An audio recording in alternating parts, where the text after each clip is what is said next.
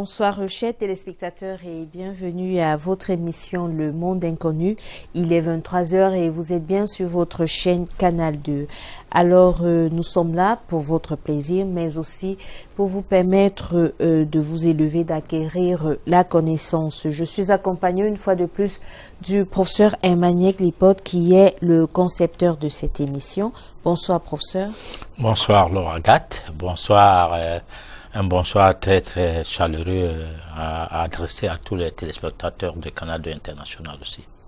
Alors, de quoi est-il question ce soir? Alors, on va parler de la mystique du sexe et on va faire une série d'émissions sur le sexe et qui concernera la spiritualité, la santé et l'occultisme.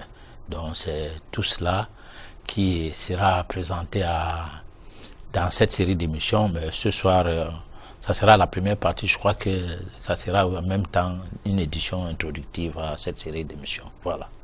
D'accord. Nous allons passer 90 minutes ensemble, bien sûr. C'est avec votre chronique qui va se décliner en deux parties. Pour la première partie, parce que disons que c'est l'introduction des éditions sur la mystique du sexe, mais nous avons, comme d'habitude, préparé une chronique à deux volets. Ensuite, vous auriez la réflexion du jour et bien sûr, vous aviez la possibilité de participer à votre émission en nous envoyant les messages via les numéros qui s'affichent sur le bas de votre petit écran. Sans plus tarder, on va commencer avec la chronique de ce soir.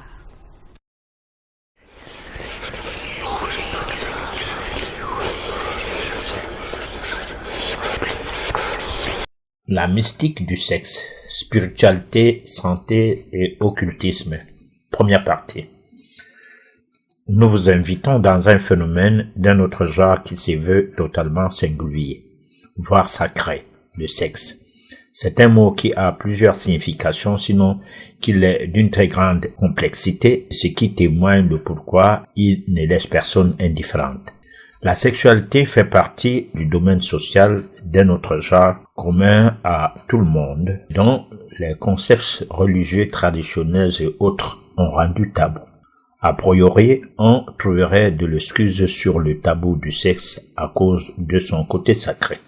Pour cela, le sexe est d'une portée quasi inexplicable, si bien que, pour le commun des mortels, on ne doit pas en parler n'importe comment en public, sans qu'on ne soit taxé de grossier. Pourtant, chacun de nous a un sexe, qu'il soit enfant, femme ou homme. On en fait usage sans en savoir grand-chose. C'est comme il arrive qu'une personne ait l'habitude de déplacer un véhicule, sans pourtant en savoir assez de choses sur la conduite, mais se vantant partout être un bon chauffeur. C'est de cette manière que la majorité des gens, bien que ne sachant pas que le sexe est un merveilleux phénomène, le prennent pour un jouet et font du n'importe quoi avec.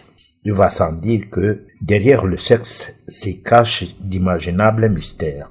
Il y a lieu de noter que le sexe et la spiritualité sont ce que serait dans la bouche, la langue et les dents. Métaphysiquement parlant, nous venons au monde par le sexe. Qu'en serait-il s'il faut passer par le sexe pour regagner le ciel, comme pilier du chemin spirituel de retour? Il est impératif à toute personne ayant atteint l'âge de maturité sexuelle, suivant les cas, se situant entre 12 et 14 ans mâle ou femelle, de savoir qu'il est nécessaire à tout un chacun de se mettre dans une formation qui consisterait à mieux utiliser son sexe. Il s'agit d'une formation qui, semble-t-il, n'existerait qu'en sexologie expérimentale. Pourtant, une telle formation serait nécessaire à toute personne qui tient à se mettre en activité sexuelle. Autrement dit, chaque personne doit être à même de connaître à tout prix le fond de la chose sexuelle pour être à même de maîtriser tôt ou tard ses tenants et ses aboutissants. Nous voici de retour sur votre plateau du Monde Inconnu. Alors, professeur, c'est quoi le sexe? Alors, le sexe, c'est une énigme, c'est un phénomène assez particulier du corps humain. C'est comme on peut dire, c'est quoi la bouche? La bouche aussi, c'est une énigme, parce que par la bouche on bénit, par la bouche on maudit. Aussi, le dire le sexe par lui, on vient au monde et on peut aussi gagner les jurons de la spiritualité grâce au sexe.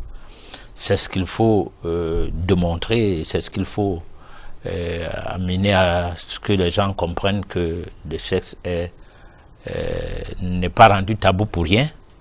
C'est parce que ça dégage des énergies, parce que ça dégage un certain nombre de confort et de méconfort qu'il a été toujours depuis la nuit des temps quelque chose de difficile à expliquer, donc d'inexplicable. Alors, puisqu'on parle de spiritualité, professeur, quel serait le rapport entre le sexe et la spiritualité? Alors, on pense que l'homme est une entité et cette entité part du fait de la naissance quelque part dans l'homme, dans cet homme avec grand H. On fait ici allusion à la dame, à la femme, qui garde en son sein une entité en partie jusqu'à donner naissance à un individu que nous sommes nous tous. Alors, tout passe par du début à la fin, passe par le sexe, c'est-à-dire avant et pendant la grossesse, surtout avant la grossesse et à la fin de la grossesse, c'est-à-dire à la naissance du bébé, c'est le sexe qui est aux prises avec toutes des énergies et tous les mécanismes vibratoires qui partent de partout, c'est-à-dire qui englobent tout de ce qui l'univers a mis à la disposition de tout un chacun, jusqu'à ce que naisse un être humain. Donc, il y a un côté spirituel, parce que lorsque nous parlons de spiritualité ici, nous faisons allusion à quelque chose qu'on ne peut pas expliquer. Parce qu'on ne comprend pas comment il peut arriver que certaines femmes aient des grossesses, d'autres non. Et on ne peut pas comprendre le mécanisme de la grossesse rien qu'avec la simple explication de la science livresque telle que étudiée dans des écoles classiques. On aimerait bien savoir le phénomène qui se cache derrière le développement du fœtus partant de l'état embryonnaire à l'état de bébé. Alors tous ces chemins, le chemin par lequel parcourt l'énergie et qui part du spermatozoïde jusqu'au fœtus, du fœtus jusqu'au bébé. Alors, cela nécessite une explication métaphysique, bien sûr, qui rend valable ta question, mais sauf que dans la spiritualité, il y a l'aspect positif et l'aspect négatif. Alors, l'aspect positif, c'est que il y a une énergie positive qui prend contact avec une énergie négative et cela va produire un mécanisme qui va se transformer en fœtus. Du fœtus, on va avoir un vivant. Lorsque la naissance est consommée dans le sens que le fœtus ait eu la chance d'avoir l'énergie vitale qui l'est pénétrée. Alors donc, à partir de là, on peut dire que le sexe et la spiritualité vont de pair. Voilà, c'est-à-dire que le sexe concourt à la spiritualité. Déjà, avec cette petite explication, on peut stigmatiser les idées et susciter la curiosité. Voilà. Dans votre chronique, professeur, vous nous dites que le sexe aurait un côté sacré. Et en même temps, vous nous dites que le sexe pourrait nous amener vers les cieux. Est-ce que cela serait la raison pour laquelle on parle de 7e ciel, ou alors il y aurait une autre explication à cela? Alors, le sexe est sacré, c'est en même temps tabou. Parce que qui dit sacré dit tabou, c'est-à-dire, c'est pas une histoire qu'on banalise, sauf quand on entre dans le monde actuel où tout est tombé dans la dépravation. Alors, le sexe est banalisé. Mais c'est quelque chose qu'il faut autrement voir. Maintenant, le 7e ciel, c'est l'extase qui arrive lors d'une relation sexuelle entre deux personnes de sexe contraire, bien sûr, parce qu'il n'y a pas d'extase en homosexualité, des sexes contraires où vous conjuguez la même expression au moment de l'éjaculation d'un côté et de l'autre côté au moment de la jouissance de l'autre. Alors à partir de ce moment, il y a comme une symbiose d'énergie qui lie en d'autres termes un peu plus le couplet ou les deux personnes qui se sont mis en relation sexuelle. C'est des moments inoubliables pour des femmes qui pour la première fois atteignent l'extase, parce qu'il y a des femmes qui ont fait des bébés, pas un seul, mais plusieurs bébés sans avoir atteint l'extase à aucune fois. Et d'aucune de ces femmes ont connu plusieurs hommes avant que de faire des bébés avec le dernier monsieur.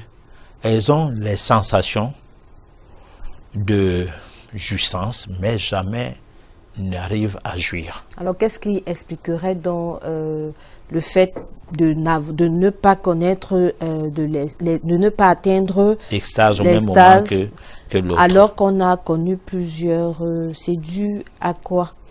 Alors, c'est que c'est pas tout le monde, c'est comme la pointure d'une chaussure. C'est pas tout le monde qui met une chaussure, ça marche. D'aucuns mettent les chaussures, sont obligés de mettre les bouts de papier au fond, surtout les chaussures fermées au fond, pour que ses orteils ne puissent,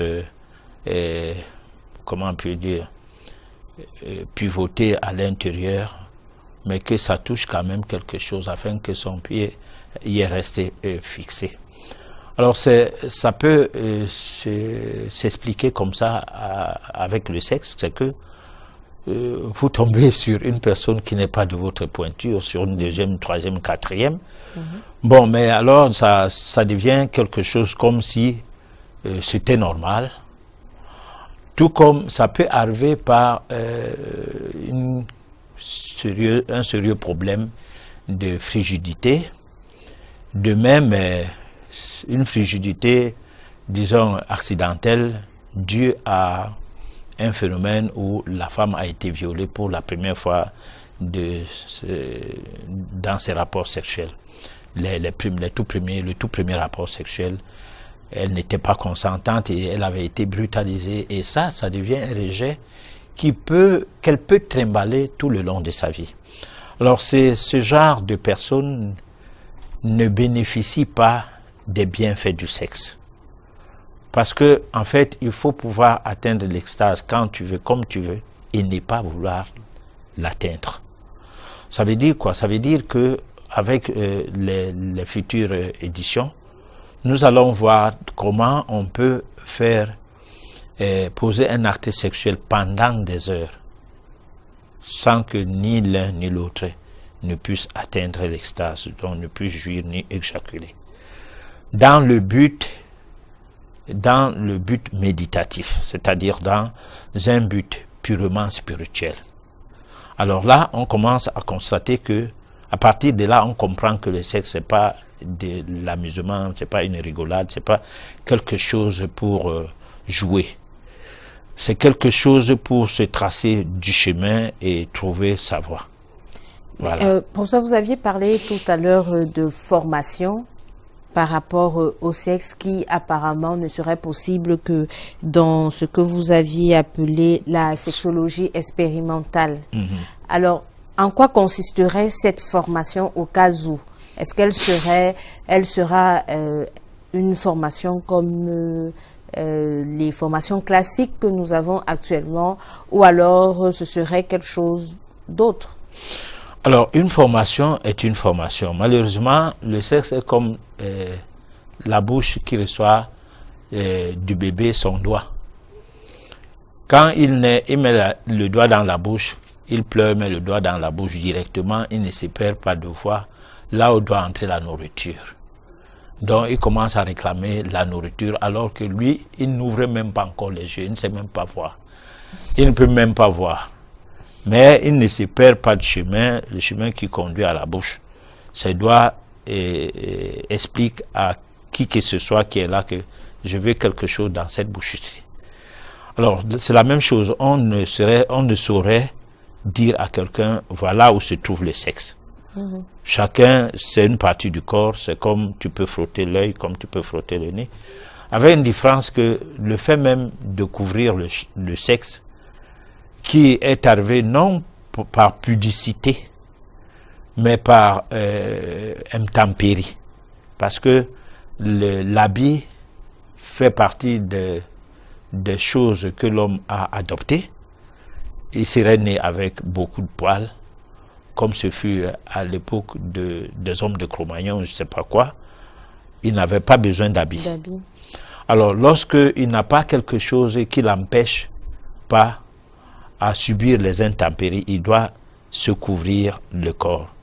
Alors, le fait de couvrir le corps a entraîné quelque chose de, disons, de pas normal, parce que moi, je m'exprime en primitif, cette fois-là, qui fait en sorte que on va essayer de parler un peu de grossièreté, puisque nous ne sommes pas dans le tabou, qui fait en sorte que quand une femme est habillée de façon à laisser transparaître ses seins, alors les messieurs sont un peu portés vers sa poitrine, beaucoup qu'à la regarder du visage.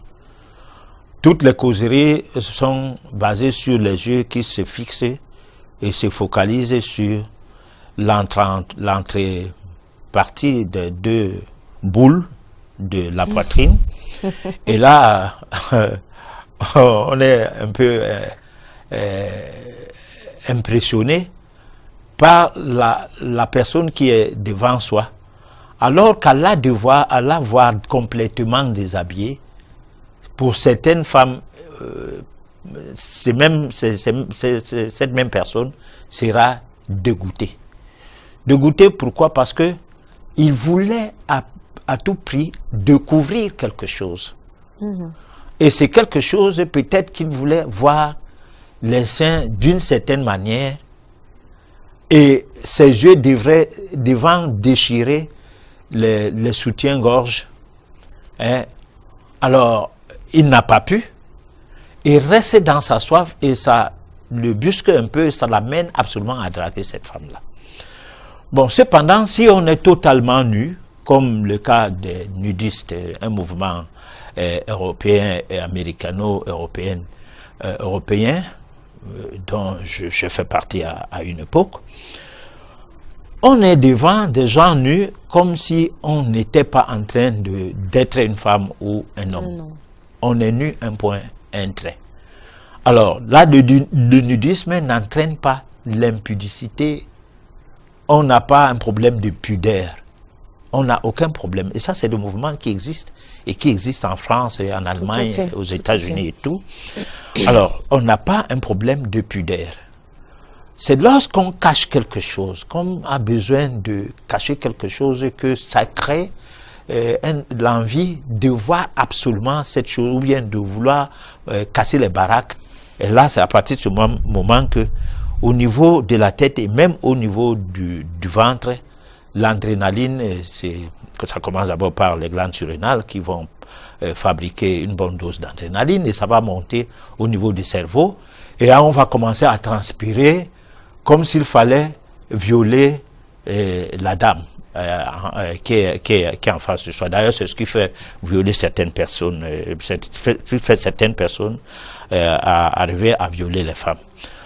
Alors, si bien que quand la femme se déshabille, alors que l'emballage n'est plus là et que le colis est mal fichu, on regrette d'avoir été si emporté. Donc il y a un problème qui nécessite donc qu'on ait une éducation sexuelle. Cette éducation sexuelle doit se passer comme toute forme d'éducation. Mais avec une différence que on n'éduque pas les gens pour le plaisir du sexe, comme il y a un cas d'une dame qu'on nous rapporte avec les réseaux sociaux, qui elle, pour rendre l'érection aux hommes, et son traitement, c'est de passer sur elle-même et de faire la pratique. Donc, alors, je ne sais pas si quand l'homme n'a pas pu bander, il va pousser avec les doigts et tout, dès que c'est à un niveau, il bande. Je ne sais pas comment elle fait, mais sauf que si c'est vrai, ça veut donc dire que elle éduque ces hommes-là à la chose sexuelle d'une autre manière, ceux-là qui ont perdu l'érection, et c'est cette manière-là qui les amène à retrouver leur érection, si je peux bien commenter cela de cette manière. Donc, professeur, à vous entendre parler, j'aimerais vous poser une question au pif comme ça. Donc, et ça, avec tout ce que vous venez de nous expliquer, ça veut dire que la plupart des Camerounais ne pratiquent pas la bonne sexualité alors? Bon, alors, on peut le demander aux femmes d'abord. Parce que c'est les femmes qui, après avoir parcouru un long chemin pour trouver l'homme idéal de sa vie ou pour trouver le mari, réalisent que il n'y a eu à aucune fois qu'elle soit satisfaite par rapport à ce que lui disent les autres filles, parce que ça se parle, ça se communique et ça se dit. Alors à partir de ce moment, on peut dire que celle-là n'a pas eu la chance de trouver sa pointure. Mais on ne peut pas le dire d'emblée parce que ce n'est pas des statistiques faciles à réaliser. Parce que le sexe, on n'en parle pas d'une manière facile. Pourtant, c'est comme les gynécologues interdisent aux femmes de mettre les doigts dans le vagin, de peur que le micro fasse quoi. Donc, mais on peut aussi interdire en ces temps-là de ne pas mettre le doigt dans la bouche lorsqu'on mange, de peur de mettre les microbes dans la bouche. Bon, autant de choses. Bon. Alors là, on se retrouve qu'en période de relations sexuelles, les femmes dégagent des très mauvaises odeurs de leur sexe alors qu'elles sont bien propres. Alors ces odeurs cassent l'envie de faire l'amour avec elles. Et ça fait que si c'est pas une personne que vous connaissez, ça devient autre chose. Mais pour mettre les ovules, des histoires qui ne servent pas à grand chose, qui vont plutôt tuer la flore vaginale, les petites bêtes que Dieu a mis dedans pour protéger le vagin, là il n'y a pas de problème, on conseille ça, mais on ne conseille pas de faire une toilette intime à la manière des ancêtres. Non, c'est pas normal. Alors toutes ces choses demandent une autre éducation. C'est cette éducation-là, cette éducation commence par le fait de relever le tabou du sexe. Parce que il faut que on parle du sexe comme on parlait de la bouche, du nez, de l'œil, de l'oreille, comme on parlait, bon, déjà comme on commence à parler des seins, le tabou commence petit à petit. Bon, mais quand on parlait des pectoraux de l'homme, il n'y a pas le tabou. Bon, et quand les femmes se mettent nues en striptease, pour attirer les clients dans une boîte de nuit, non, il n'y a pas le tabou. Bon, c'est un monde à l'envers, tout simplement, voilà. Mais professeur, pardon, où est-ce que cette éducation doit commencer? Dans les familles, ou alors il faudrait peut-être mettre sur pied des écoles spécialisées, des centres, je sais pas, bref, des bâtiments dans lesquels on aurait des enseignants qui feraient ces cours. Comment est-ce que ça pourrait se passer? Alors c'est compliqué parce que dans les familles, il y a la religiosité des parents qui ne les permet pas de parler de certaines choses. Le père n'aimerait pas que quand il fait l'amour, son enfant soit là. Par exemple, tu fais l'amour à ton épouse, qui est la maman de tes enfants, les enfants sont là. Ça peut être possible quand l'enfant est tout petit, on dit, bon, mais il ne voit pas, il ne sait pas ce qu'on fait. Bon, quand bien même il voit bien, parce que moi je me souviens, quand j'avais 3 ans, je regardais. Bon, je savais peut-être pas ce qu'on faisait, mais par ricochet, à un certain temps de ma vie, peut-être à 10 ans, je réalisais que ce que je voyais, c'est ce qui existait. Bon, alors, mais donc, il faut peut-être relever les tabous. Dans le cadre métaphysique, il y a des écoles initiatiques qui enseignent à comment utiliser le sexe. On parle de la magie du sexe. Dans ces écoles, l'utilisation du sexe n'est pas pour le simple plaisir, mais c'est pour le plaisir spirituel. Et si la spiritualité prend un sens dans la magie dite rouge, qui est une magie spirituelle d'élévation, parce que j'ai dit tout à l'heure qu'il y a la spiritualité négative et la spiritualité positive.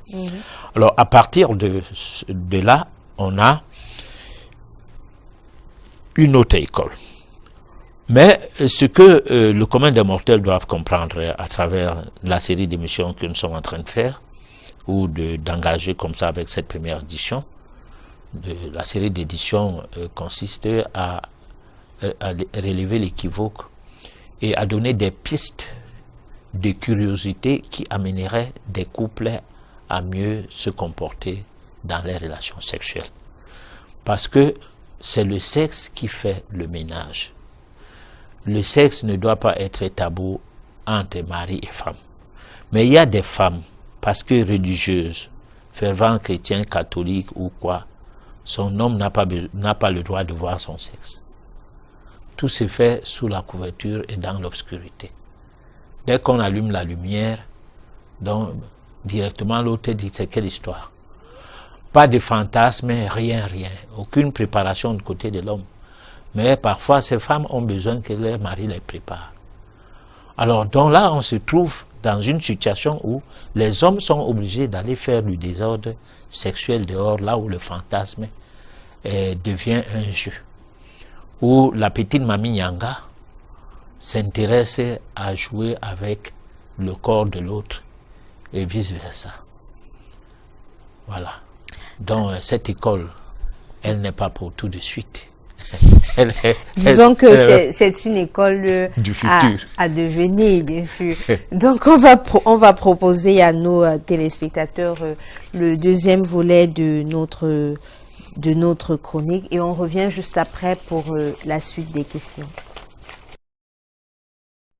La mystique du sexe, suite. Le sexe et la santé. L'énigme du sexe se remarque sur la dépendance sexuelle qui inéluctablement concerne tout le monde.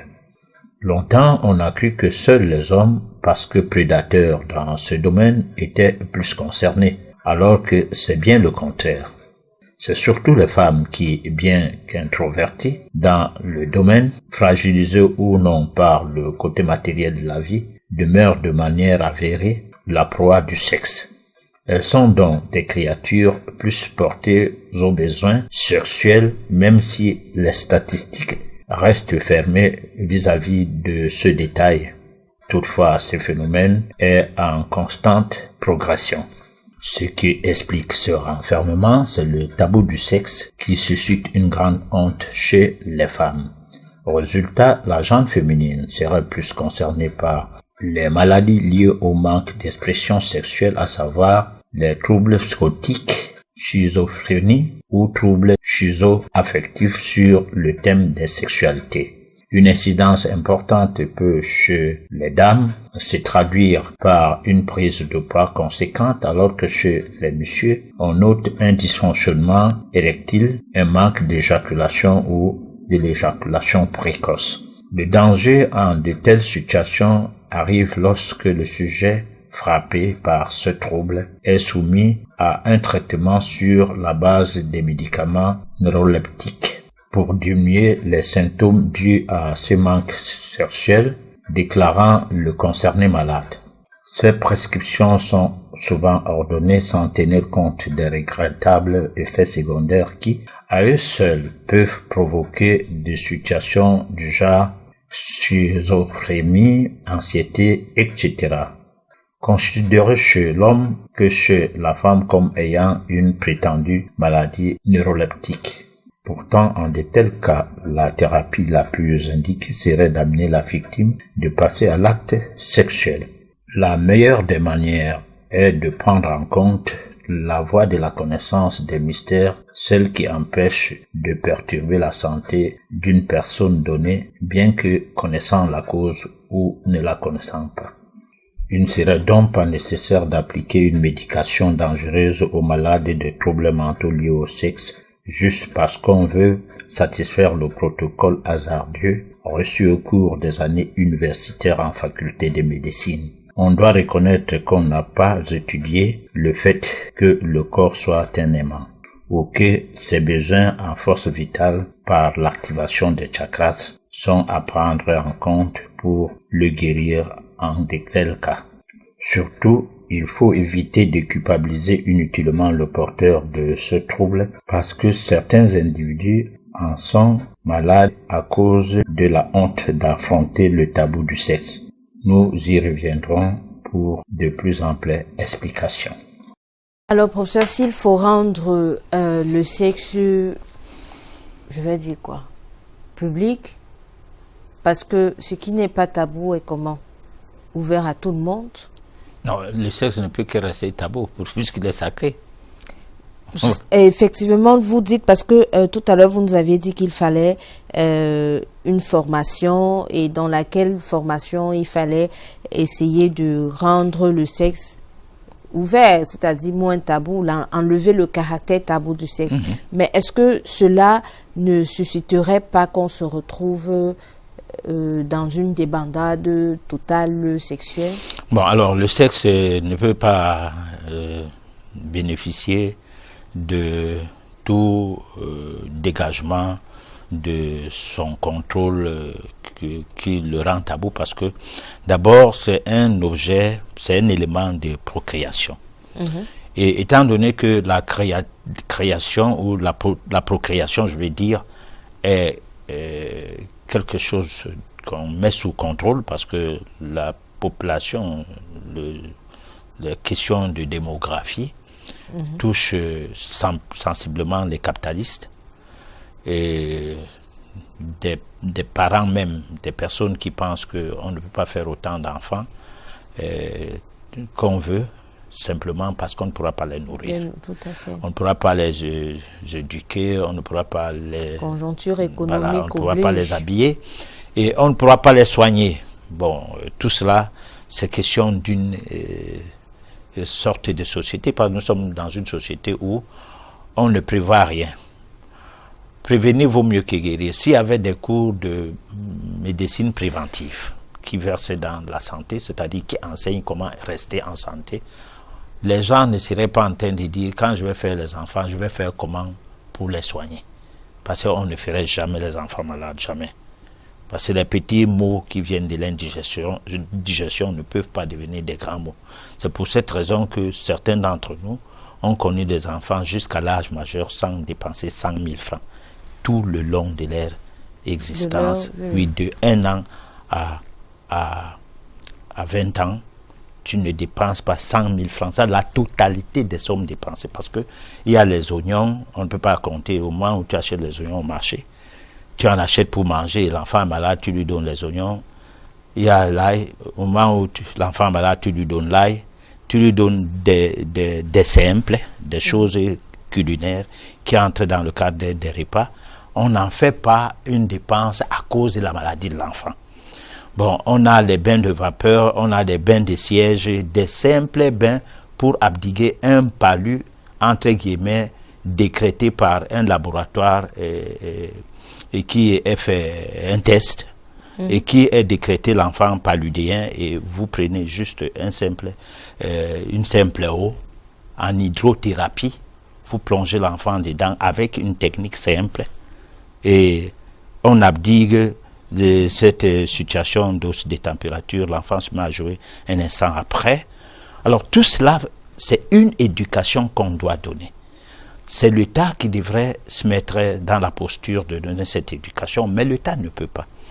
Parce que les États sont assujettis par l'industrie pharmaceutique qui met en place, à travers des lobbies, un système de contrôle de la santé qui permet qu'on ait des plateaux techniques qui rapportent plus d'argent à ces industriels.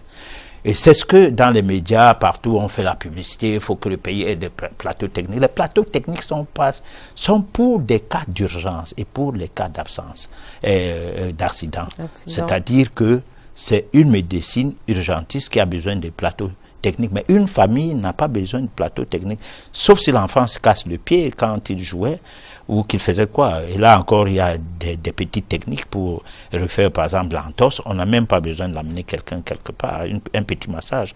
L'entorse, là, 15 minutes ou 30 minutes après, il n'y a plus rien.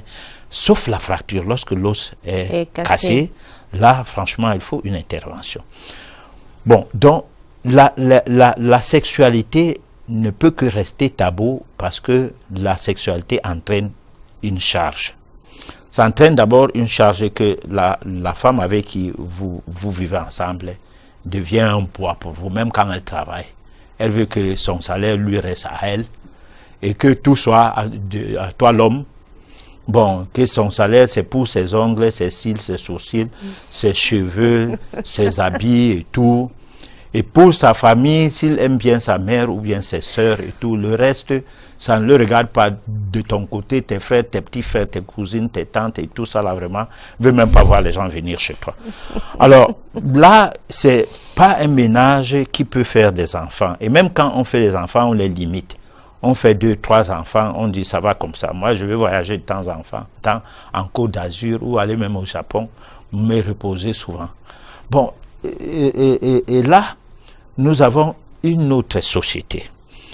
La société est communautariste qui prend l'homme au centre de la vie, nécessite donc que le sexe ne soit pas tabou, mais que le sexe soit utilisé pour les besoins spirituels. Le sexe pour les besoins spirituels ne fait pas des bébés.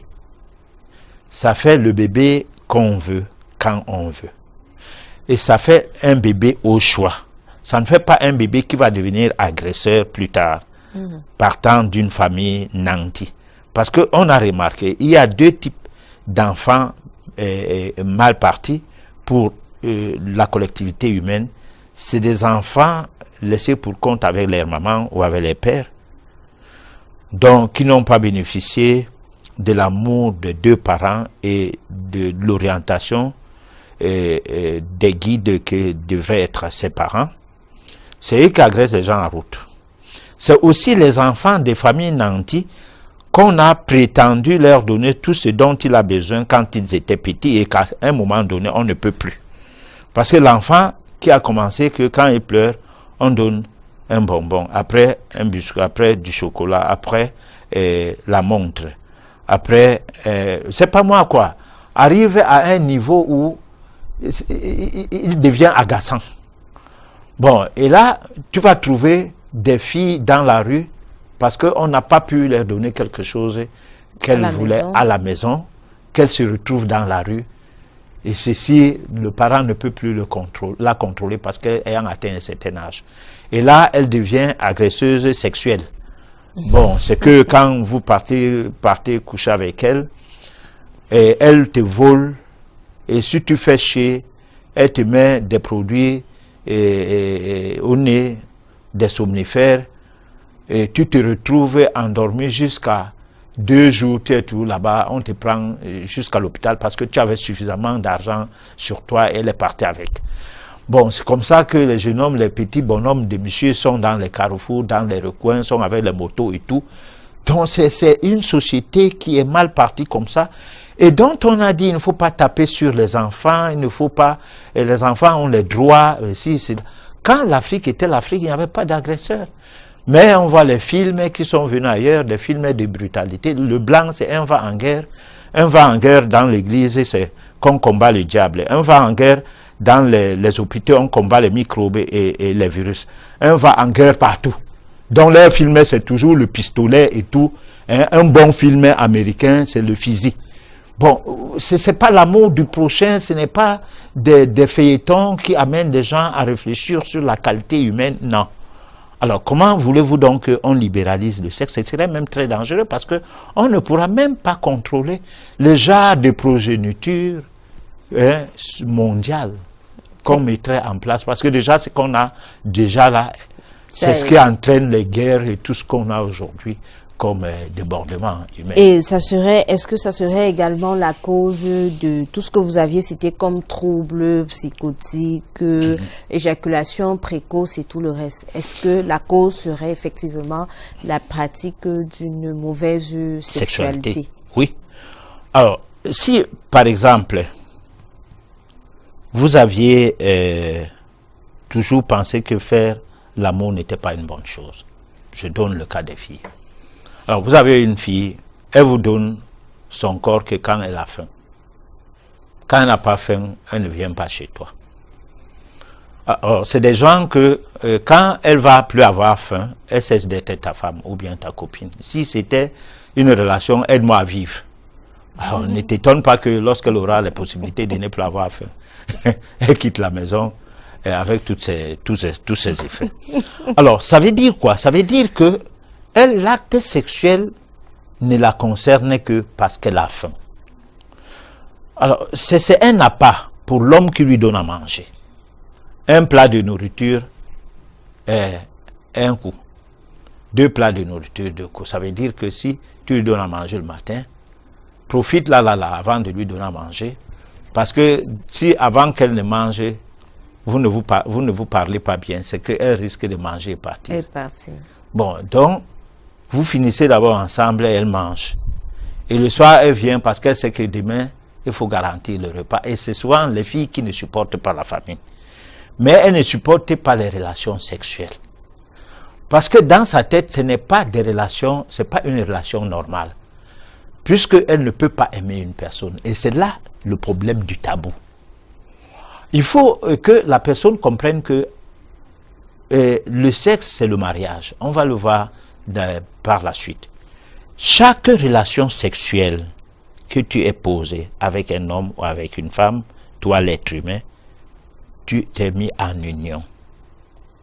Bon, les gens qui n'aiment pas la polygamie ont eu combien de maris ou combien de femmes avant de ne se ranger avec un homme?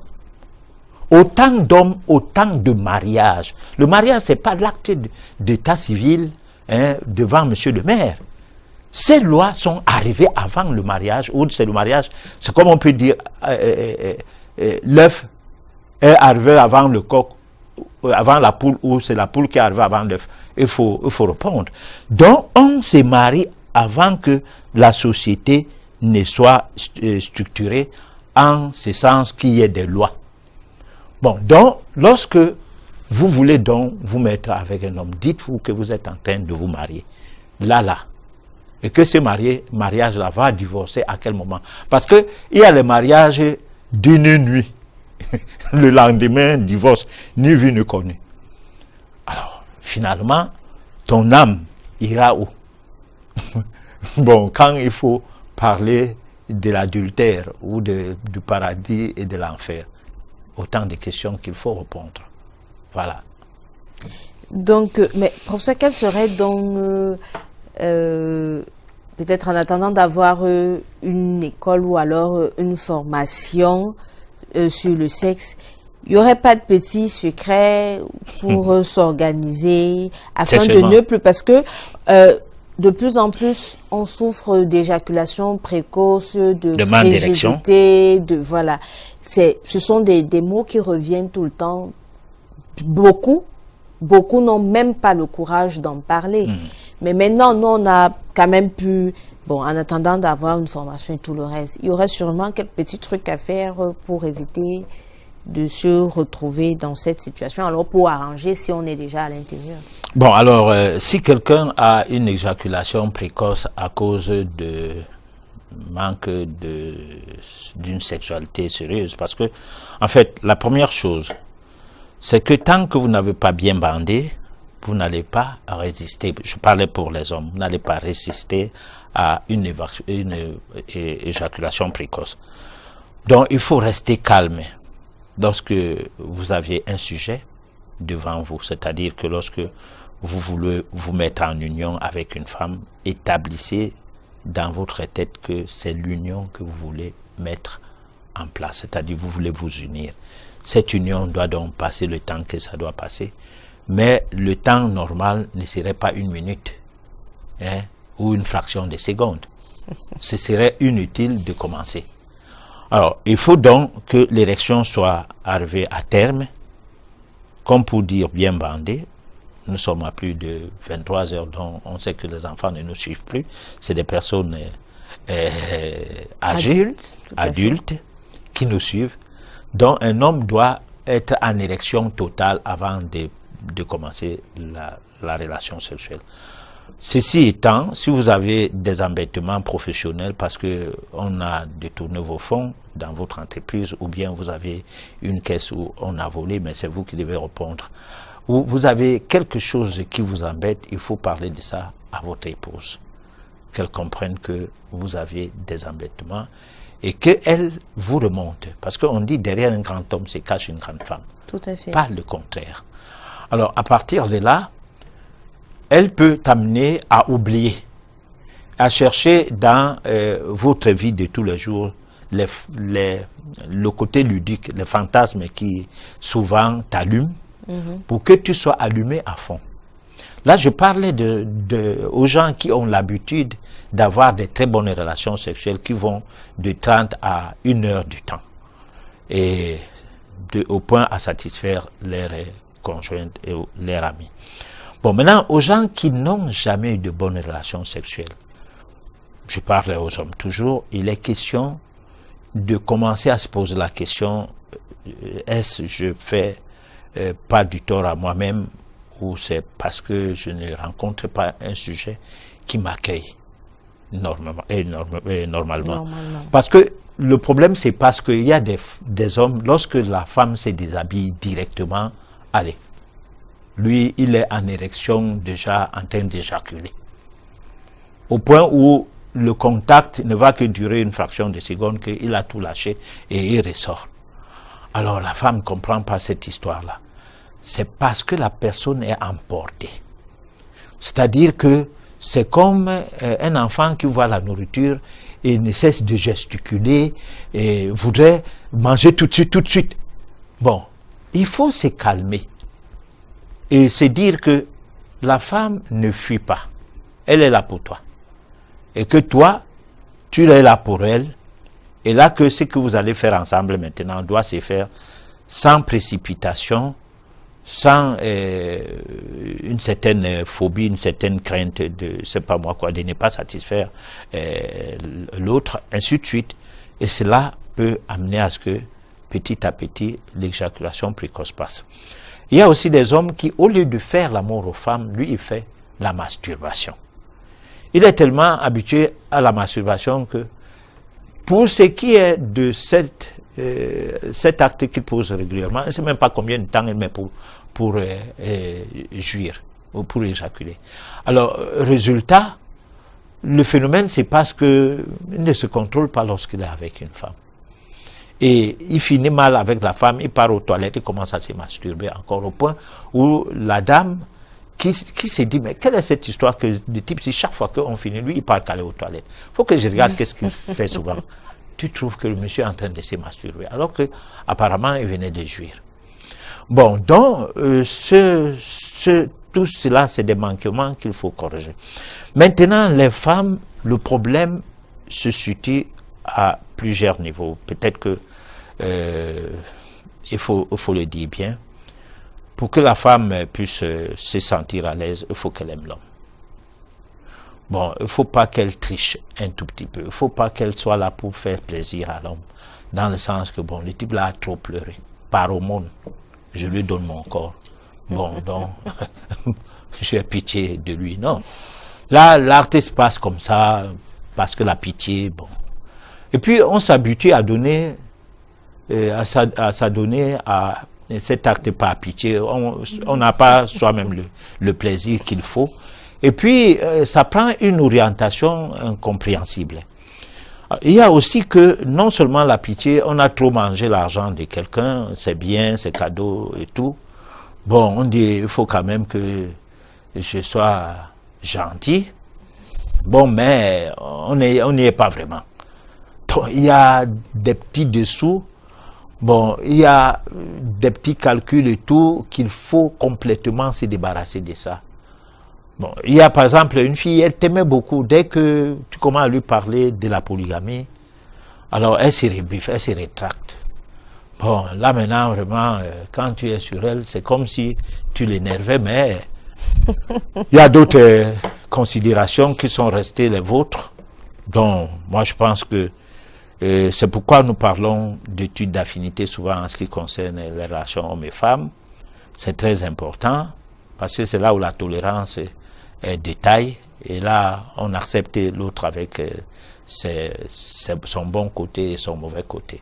Voilà. Alors, professeur, dans la chronique tout à l'heure, vous nous aviez parlé des forces, en fait, de besoin d'activation des chakras. Quel est le rapport que vous faites entre l'activation des chakras et le sexe?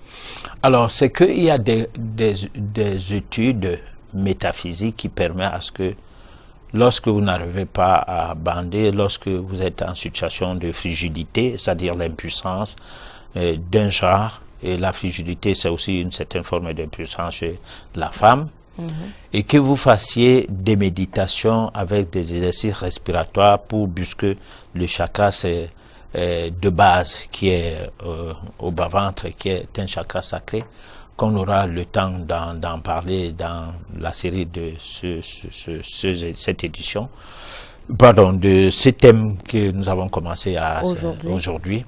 Et là, comme ça, on verra comment activer les chakras pour créer de manière normale le besoin sexuel et l'alimenter. Parce que il y a des dames qui, jusqu'à la pénétration, elles ne mouillent pas. Bon, d'autres mouillent exagérément. Donc, elles ne préparent pas le vagin à l'accueil du pénis. Voilà, donc il y a ce genre de situation qu'il faut tout au moins, à travers cette émission, donner une information à ceux qui ont besoin d'améliorer leur sexualité. D'abord sur le plan classique, donc ordinaire, et sur le plan métaphysique, donc c'est pourquoi on a parlé de la mystique du sexe. D'accord. Mais professeur, moi j'ai également une question.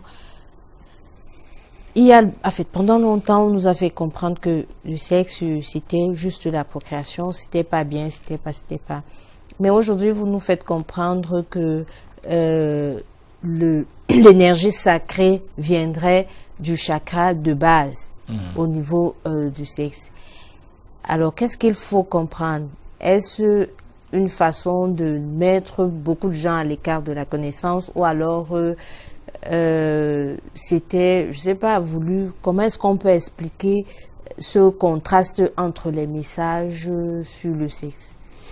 Non, le sexe est tabou dans le cadre religieux. Surtout le christianisme, parce que l'islam accepte qu'on ait 4 femmes, avec une seule condition, de les aimer. Voilà. Et quand on a 4 femmes comme ça, elles n'ont pas le droit de vadouiller, de se promener n'importe comment, de vagabonder dans la rue pour aller au marché, faire le marché. C'est l'homme qui fait tout. Et il vient donner à la femme à la maison. Bon, il fait la reine où ces femmes sont dans l'enclos. Et il ferme l'enclos. Et... Ce sont des bêtes? Non, ce n'est pas des bêtes, c'est sa propriété. Ça, c'est l'islam. Bon, maintenant, les chrétiens, il faut avoir une femme et beaucoup de maîtresses. Bon, oui, parce que on ne fait pas beaucoup d'enfants dans le monde chrétien avec une femme. Quand on voit les Européens, ils sont plus nombreux en population. En ce qui concerne les pays comme l'Afrique et tout, vous voyez un petit pays comme la Belgique, qui a la population supérieure à celle du Cameroun, alors que c'est à peine la superficie de l'ouest du Cameroun. Bon, ils ont plus de 33 millions d'habitants, 35 millions, nous on a moins de 25 millions. D'aucuns donnent des chiffres faramineux, personne n'a fait le recensement, mais nous n'atteignons pas 30 millions quand même. Bon, mais notre superficie est 4 fois la superficie de la Belgique. Bon, la France, qui a à peine un quart de plus de superficie par rapport à la nôtre, est à plus de 60 millions depuis 1960, lorsque le Cameroun n'atteignait pas 10 millions d'habitants. Bon, et qu'aujourd'hui, grâce à la limitation des naissances, ils n'ont pas atteint 70 millions d'habitants jusqu'ici, malgré les décennies. Alors, tout cela, ils ont eu les enfants avec une femme comment? Bon, c'est ça, parce qu'une femme rarement donne 4 enfants, je dis rarement, en un trait. Bon, et les femmes européennes ne donnent pas 10 enfants, 20 enfants, sauf à des cas rares de Serge, le Belge qui avait 30 quelque chose d'enfants qu'on a vu dernièrement lors d'une de nos éditions, où une de ces femmes avait 15 enfants et qui attendait encore faire des enfants. Bon, en de ces cas, oui, mais jusque-là, elle avait 30 quelque chose d'enfants grâce à 3 femmes. Alors, résultat, il n'y a pas de noirs facilement. Bon, je connais peut-être quelques cas de l'Afrique de l'Ouest où il y a quelqu'un qui a aussi une trentaine d'enfants ou 50 enfants. Et quelques cas, et peut-être au Cameroun, où les gens ont 80 enfants, mais cachés, avec plusieurs femmes. Mais ces cas sont rares pour l'Europe. Mais pourquoi ils sont si nombreux? Donc, le sexe est au centre du fonctionnement quotidien de ces gens-là. Maintenant, si vous êtes donc religieux, chrétien, vous n'avez pas besoin du sexe, vous avez besoin de prier, c'est pas mal.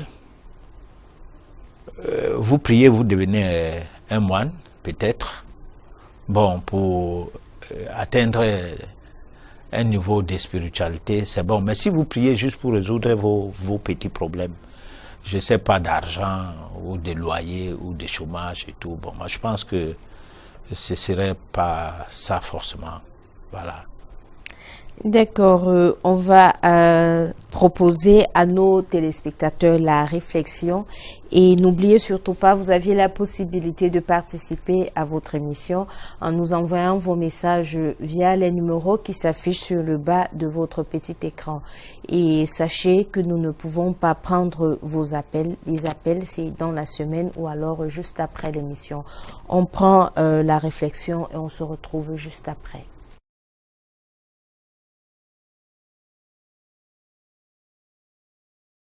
Alors les idées de Randolph dans la fraternité d'Ulysse furent reprises par un industriel allemand, Karl Kellner, qui fonda en 1902 l'Ordo Templi Orientis, comprenant une initiation à la magie sexuelle. En effet, ce sont ce que René Guénon appelait des organisations initiatiques, qui faisaient la distinction avec les sectes qui sont des corpuscules hérétiques. Ce sont les organisations initiatiques qui se sont préoccupées d'enseigner la magie sexuelle. Kellner est mort avant de pouvoir mettre au point son organisation, mais il a eu pour successeur Theodor Reuss, qui était un homme très très curieux, agent secret de la Prusse, journaliste, personnalité très complexe, et qui a fait de l'Ordo Templi Orientis une véritable école où on enseignait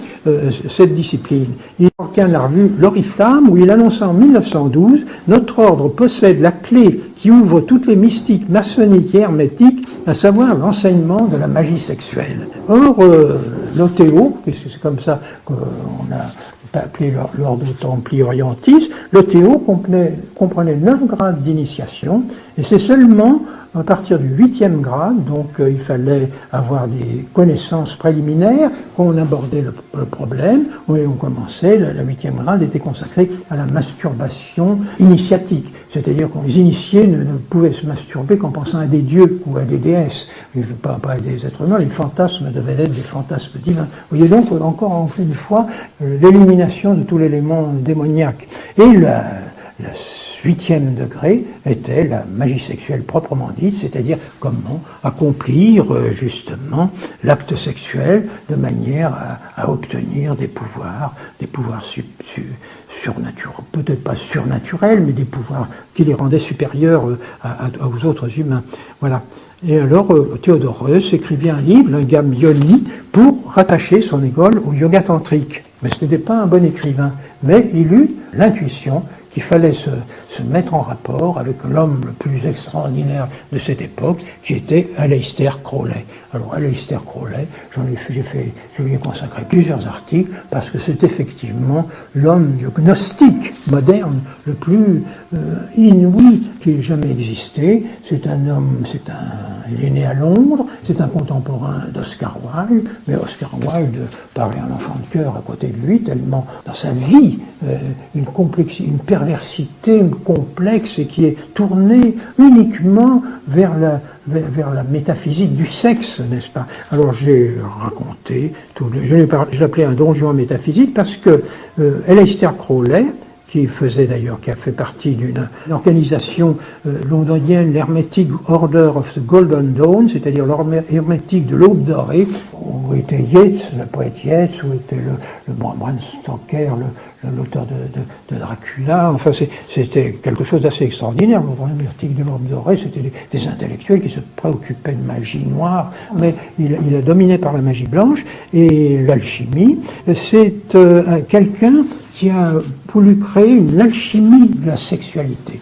Le corps devient une alchimie de l'homme et de la femme qui permet de transmuter, comme dans l'alchimie le plomb en or, qui permet de transmuter tout ce qui est vulgaire en sublime, n'est-ce pas? Il a créé, Aleister Crowley, qui était d'une famille de fanatiques religieux, part de l'Apocalypse de Jean de Patmos, comme on y trouve un dragon, l'homme qui a le nombre 666, chevauché par une prostituée en rouge nommée Babylone. C'était un symbole de l'époque, naturellement, la prostituée Babylone, mais lui, il en donne une interprétation différente. Le dragon 666, c'est lui, il est la grande bête 666, et la prostituée en rouge, c'est Babylone, c'est pas Babylone, c'est le grand principe féminin de l'univers, et donc il va adorer Babylone, et la prostituée rouge, c'est la femme écarlate, Scarlet Woman, qui va rechercher tout le temps, dans toute sa vie, et qui va pour qu'elle lui serve de comparse pour explorer justement le monde invisible. Il a eu 8 femmes écarlates, dont la première était Rose Kelly, qu'il a épousée, et il les mettait en transe.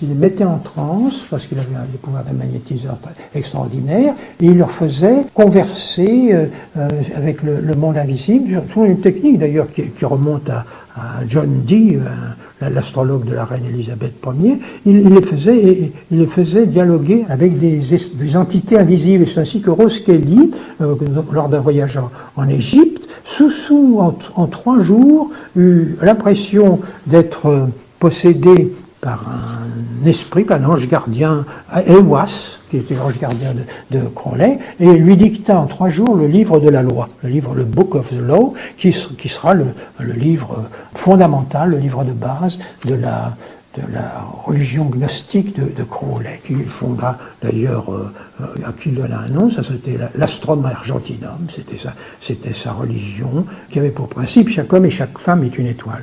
Mais alors, ce qu'il y a d'extraordinaire, c'est que la magie sexuelle de Crowley devient opératoire. Il tient un journal de ses opus, de ce qu'il appelle ses opus. Un journal qui s'appelle Rex de Arte Regia, parce que ce genre de sexualité, c'est l'art royal des adeptes, c'est l'art royal des lycéens. Le journal que j'ai lu, qui a été publié, qui est publié en anglais, est absolument extraordinaire, hallucinant, par les rituels qu'il fait, chaque rituel qui se passe l'après-midi ou le soir, et qui se fait soit avec une prostituée, soit avec une femme du monde qui se prête à ça, soit avec une artiste qui l'a séduite, etc.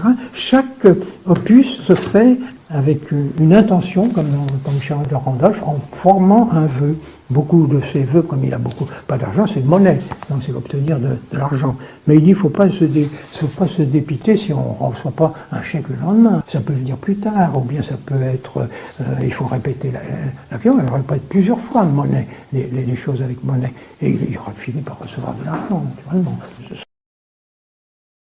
Alors, nous sommes de retour sur notre plateau du monde inconnu. Professeur, en fait, on nous présente une école initiatique parmi tant d'autres, avec tout ce que l'auteur a pu bien faire. Puisqu'on parle d'école initiatique, moi j'ai des questions qui viennent, on me demande, mais si le professeur en parle, est-ce à dire qu'il a une école ou qu'est-ce qu'il faut répondre? Alors, je ne vais pas répondre que j'ai une école. Parce que même si j'en ai une, ce n'est pas le cadre de le dire. Parce que l'école, c'est déjà ce que nous faisons dans ce studio. Nous communiquons avec des gens qui ont des oreilles et qui ont les yeux.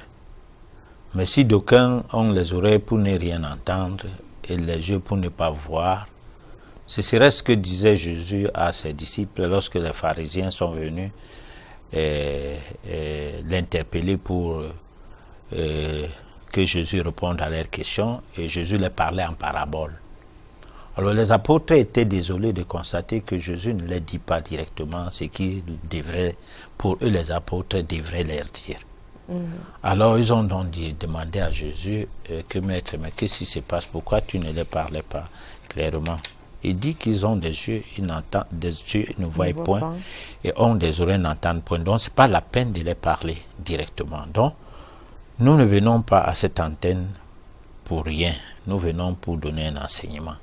C'est pour cette raison que nous ne suscitons pas les débats contradictoires ou bien divergents à chaque édition. On peut bien le faire de temps en temps. Comme pendant la période de Pâques, on avait appelé un prélat ici qui est venu vanter son chapelle au lieu de discuter de la chose de Pâques. Bon, parce que quand on parlait de Pâques, nous, à notre avis, c'est quelque chose de mystique. Pour le religieux, c'est quelque chose d'adoration de Jésus, alors que la Pâque existe avant Jésus. Bon, donc ce genre de débat ne donne pas la chance au commun des mortels de quitter le cancan d'abrutissement de ce milieu religieux vers un autre milieu. C'est pourquoi des fois on ferme le débat à nous-mêmes. Et c'est là pour susciter l'envie aux gens d'avoir un regard qui soit du moins dirigé dans le sens de se poser des questions. Est-ce que nous sommes des êtres humains ou pas? Où nous sommes des objets? Est-ce que nous sommes des enfants ou des personnes déjà grands? Est-ce que nous sommes des affranchis ou nous sommes toujours des infantilisés? C'est le but de cette émission.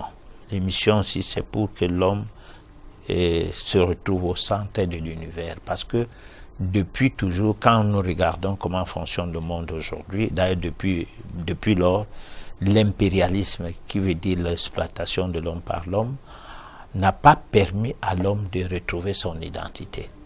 D'où l'homme est à la recherche de Dieu. Et la recherche de Dieu a buté encore sur autre chose, la confiscation de Dieu. Où on doit prier Dieu à travers un homme qui se présente comme homme de Dieu. Et qui doit vous donner une onction et qui dit béni soit Dieu pour vous, alors que vous-même vous pouvez le dire. et que vous devez chercher dans la meilleure des manières de les dire. Parce qu'il ne faut pas les dire par imitation de ce que disent les autres, ou de les dire comme les gens disent. À l'école, on nous a dit que, comme si l'école était la parole d'évangile ou bien la science totale. C'est des concepts, c'est des programmes, c'est la volonté des gens qui font ces programmes-là. Et à un moment donné, l'école limite certaines personnes. Résultat, où se trouve notre identité? Où est-ce qu'on a mis notre identité? Chez les gens, ou bien c'est resté avec nous? C'est pourquoi nous pouvons dire que nous avons une école déjà, et le prolongement de cette école passe par les appels que les gens peuvent faire hors antenne pour avoir plus d'informations, comment faire pour mieux se former encore. Parce que nous les formons déjà. Mais peut-être qu'il y a des manquements du fait du temps qui nous est imparti, malgré qu'il est largement suffisant, parce que c'est difficile, c'est un bonheur, c'est difficile qu'une chaîne de télévision de la CAM de Canal 2 vous donne 1h30 d'antenne, donc c'est à saluer. Mais la volonté des uns et des autres peut bien être ailleurs, et nous, on pense que on peut toujours répondre à leurs questions hors antenne, lorsqu'ils peuvent appeler au numéro que tu signales toujours. Voilà, ils peuvent donc avoir plus d'informations si école il y a ou pas. D'accord, je pense que le message est passé. Avec la permission de la technique, nous allons passer à vos messages, dont nous allons prendre soin de les lire et d'y apporter des réponses.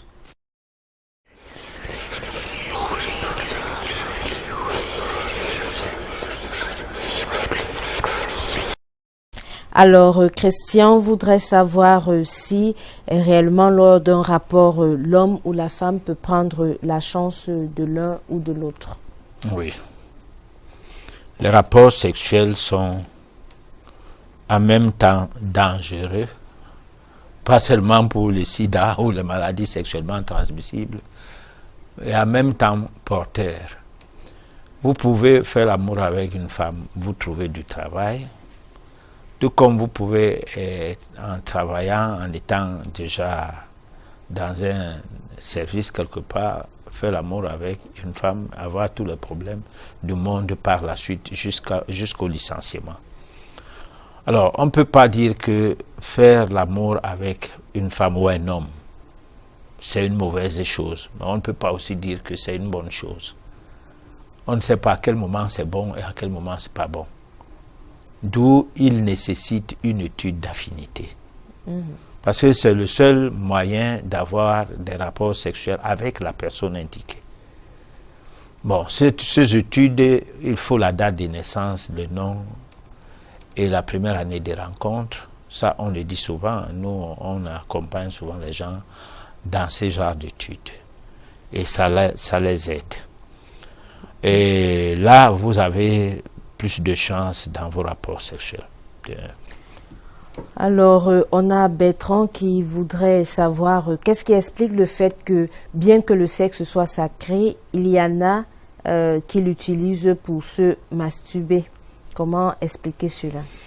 Alors, on peut faire de la masturbation pour l'élévation, parce qu'on refuse de faire l'amour avec les femmes ou avec les hommes, parce que les femmes sont les gens qui se masturbent plus que les hommes.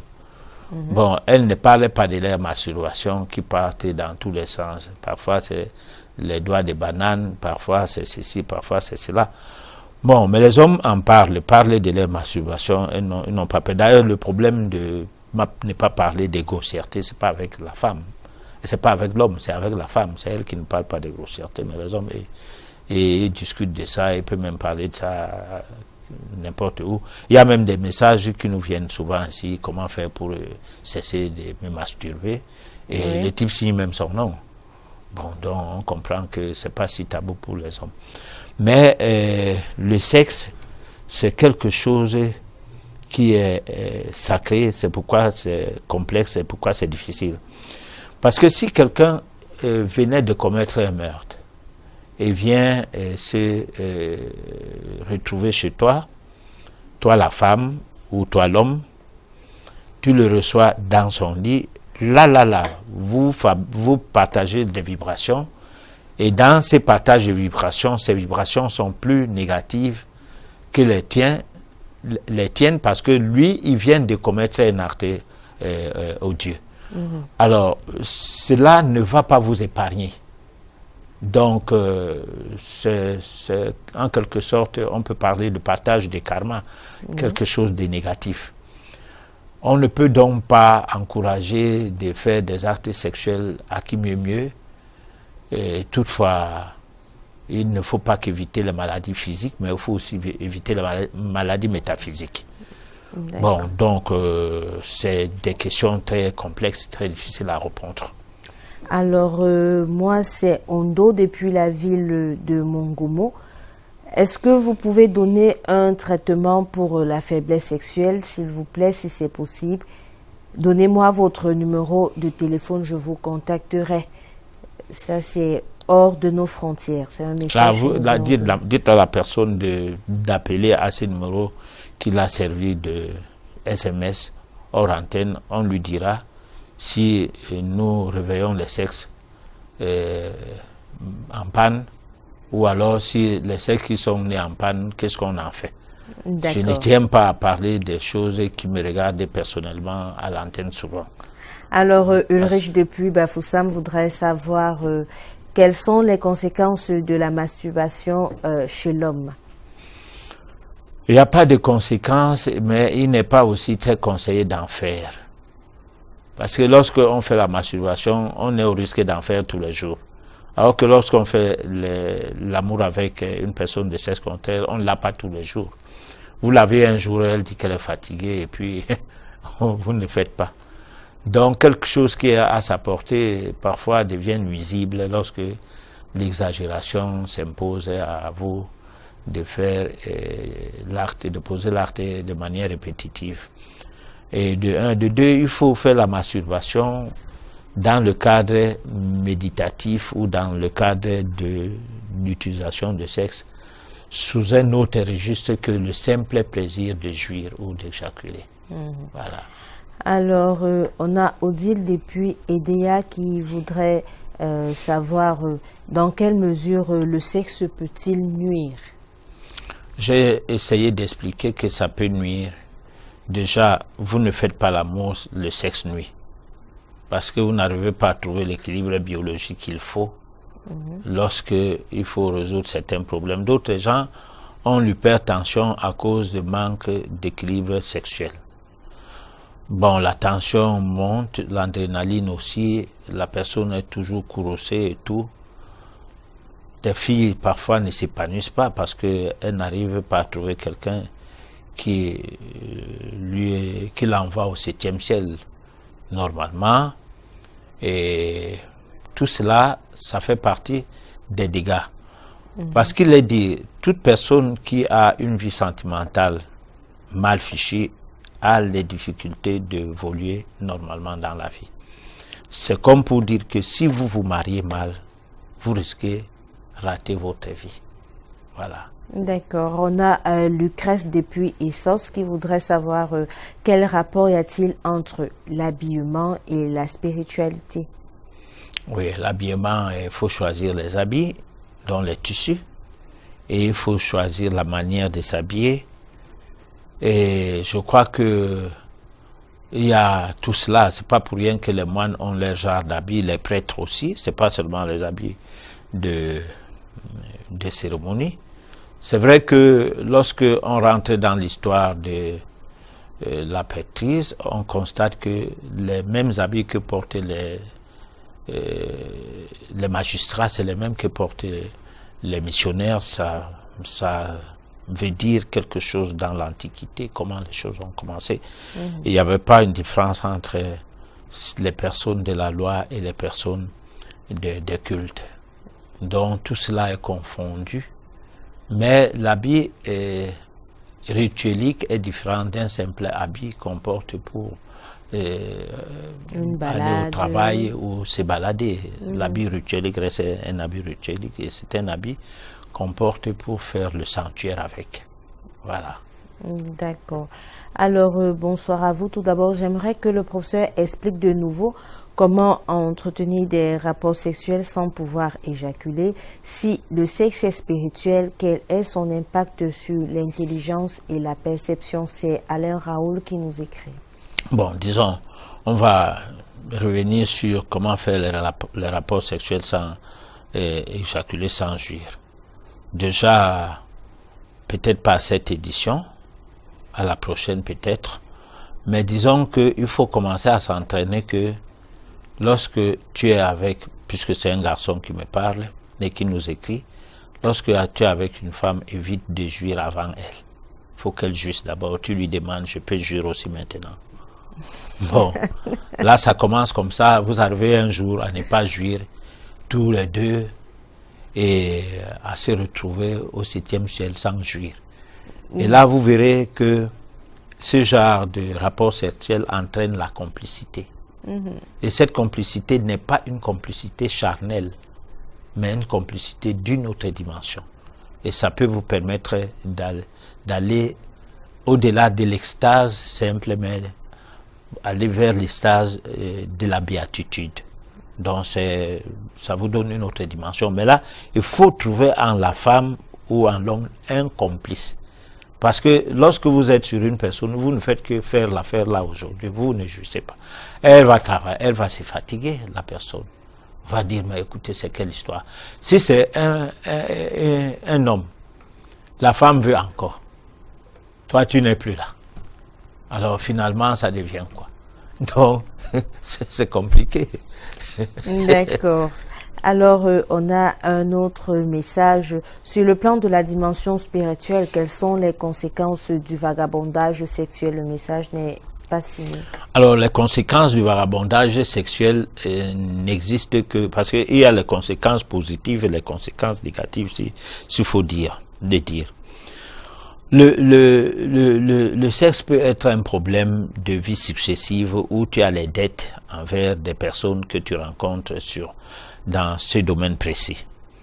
Et il faut le voir dans le premier vagabondage sexuel, c'est la polygamie. Un homme qui a plusieurs femmes, c'est un vagabondage sexuel parce qu'il a en lui seul plusieurs sexes à la fois. Donc c'est un vagabondage sexuel. Mais c'est une dette, en quelque sorte, qu'il est appelé à payer. Parce que sans quoi ces femmes-là n'accepteraient pas être avec lui. Avec lui. Oui, parce que les femmes ne sont pas bêtes. Quand une femme accepte de faire quelque chose, c'est que elle aussi, elle est poussée par quelque chose qu'elle ne comprend pas. Alors, à partir de là, on comprend le genre de vagabondage sexuel. Il est question, c'est une dette qui vous lie avec ces femmes. Maintenant, au-delà de ces femmes, vous avez encore d'autres. Alors là, c'est une dette tellement... Bon, donc, à un moment donné, la métaphysique nous amène à dire des choses que le commun des mortels ne peut pas comprendre l'essence, ou bien alors vraiment l'utilité d'aller dans ce sens de réflexion, parce que ça va dans tous les sens et puis ça suppose comme... Ça devient comme si on amusait seulement la galerie. Bon, mais tout ce que nous faisons, tous les rapports que nous avons dans la vie, hommes ou femmes, hommes et hommes, hommes et femmes, femmes et femmes, sont liés à notre passé. C'est jamais par hasard. Vous n'avez jamais quelqu'un devant vous avec qui vous parlez tout le temps, que ce soit dans le cadre professionnel et tout, que vous n'avez pas quelque chose de commun. Bon, alors maintenant, si c'est que vous aviez tellement emmagasiné des relations avec des gens pour que cela se transforme dans le sens sexuel, du domaine sexuel, c'est toujours votre passé qui vous revient. Maintenant, comment contrôler cela? C'est compliqué. Hein? Oui, c'est très compliqué. Bon, moi, je me dis, il faut pas trop forcer la chose. On ne peut pas dire à quelqu'un que dors, il dort. Non, ou bien réveille-toi alors que lui, il est embourbé par le sommeil, il ne va pas pouvoir le faire. Alors, on a Pauline depuis Yaoundé. je suis à 2 ans sans rapport sexuel. Pardon. Est-ce normal? Je suis une femme mariée et j'ai toujours été fidèle depuis 22 ans. Alors, c'est pas un problème, votre mari ne vous veut plus, ou votre mari est malade et n'arrive plus à bander, ou votre mari a des problèmes avec vous, malgré qu'il ne soit pas malade. Alors, quel conseil je peux vous donner? Moi, je ne peux pas vous dire d'aller chercher un autre homme. Parce que il ne revient pas à moi de vous dire qu'est-ce que vous devez faire. Mais ce qui est sûr, c'est que vous avez, si vous plaignez, c'est que vous avez des envies sexuelles, madame. Alors, ce qui veut dire que, alors, ne fermez pas les yeux comme pour forcer à dormir alors que le sommeil ne vient pas. Donc, levez-vous du lit et marchez un tout petit peu, attendre le moment du sommeil et vous allez dormir. Si vous me comprenez, vous me comprenez. Donc, en termes physiologiques et biologiques, le fonctionnement du corps ne se fait pas sur les tabous, et que cela soit normal. Le fonctionnement du corps ne se fait pas sur les restrictions, où vous pouvez rester, vous ne mangez pas du tout, simplement parce qu'on vous a dit que manger c'est une mauvaise chose et vous crevez de faim. Bon, donc, à bon entendeur, salut. Alors, on a Rodrigue Ebongue qui voudrait savoir si l'excès de relations sexuelles peut causer un dysfonctionnement. Alors, trop faire de choses n'est pas bien, pas trop faire moins de choses n'est pas aussi bien. Bon, je ne sais pas. La sexualité, c'est selon chacun. Il y a les gens, ils ne supportent pas de faire plusieurs relations sexuelles en une journée, en une semaine, en un mois. Ne forcez pas. Restez dans votre rythme. Si c'est que vous pouvez faire 3 fois par jour, faites 3 fois par jour. Ne cherchez pas à faire 5 fois par jour. Bon, mais si c'est que vous ne pouvez pas faire même 2 fois par jour, ou même 1 fois par jour, ne cherchez pas à faire chaque jour 1 fois. Allez à votre rythme.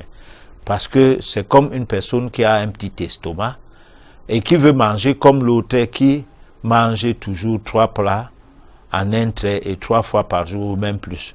Tu commences à imiter ce qu'il fait, n'est pas bien. Donc il faut aller, selon que vous ressentez votre corps, vous demandez de faire les choses. Faites ces choses-là de cette manière-là. Alors on prend les dernières questions. Professeur, s'il vous plaît, donnez-nous quelques conseils pour bien faire l'amour et que les 2 personnes puissent être satisfaites, mais aussi comment faire les bons bébés. C'est Christian depuis Village. Alors, je vais parler des bons bébés. Les bons bébés, c'est qu'il faut s'abstenir de manger n'importe quoi pendant 1 an, avant de concevoir l'enfant. Et pendant tout le temps de la période d'accouchement, il faut prendre les fruits jetés de la saison. Et il faut prendre des repas à base de produits vivriers, ce qui sort du sol, qui est fait par le bon Dieu à travers le sol qui est notre mamelle nourricière. Et éviter de prendre 3 repas par jour, en prendre essentiellement 2 repas maximum. Sinon, prendre un repas serait idoine pour ne pas vous encombrer au cas où vous n'avez pas faim. Si vous avez faim, prenez 2 repas. Si vous avez plus faim encore, prenez 3 repas. Mais n'ayez pas la fausse famine. Parce que cela ne va pas payer. Parce qu'il y a les gens, quand ils voient la nourriture, ils disent qu'il a faim. Alors qu'il n'a pas faim. Quand il ne voit pas la nourriture, il n'a pas faim. Pourquoi il a faim quand il voit la nourriture? Bon, donc peut-être que le reste, on verra ça lors de la prochaine édition. Voilà.